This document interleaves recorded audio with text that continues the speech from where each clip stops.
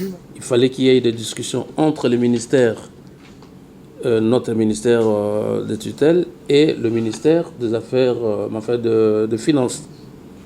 Finalement, nous avons arrondi tous les angles, nous nous sommes entendus et voilà, nous allons procéder à l'opération de lancement des billets. Nous avons pris des précautions. La fois passée, effectivement, c'était un problème de soulevé et qui avait eu ses réponses, mais malheureusement, l'incident, c'était le fait qu'il y ait deux ventes parallèles de billets. Sinon, les choses allaient se passer normalement.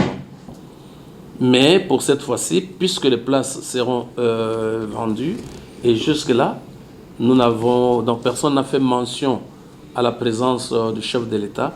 Donc nous aurons un protocole normal et nous aurons un service commercial aussi qui devra loger quelqu'un qui a acheté son billet pour X tribune et il devra vraiment être dans cette tribune-là. Avant cette cérémonie, il était question pour nous que les deux ministres et Finances et Sport harmonisent les vues.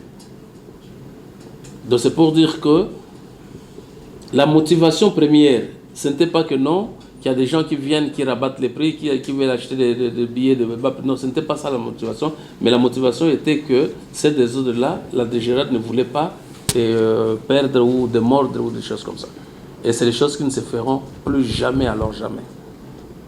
C'est là où on devrait requérir d'abord les avis et considérations du ministre des Finances tutelle de la DGRAD. Voilà à peu près. Donc tranquillisez-vous, il n'y aura plus jamais ces parallélismes-là, cette vente-là parallèle et qui a failli nous coûter. Vous le savez très bien, notre stade est toujours en sursis.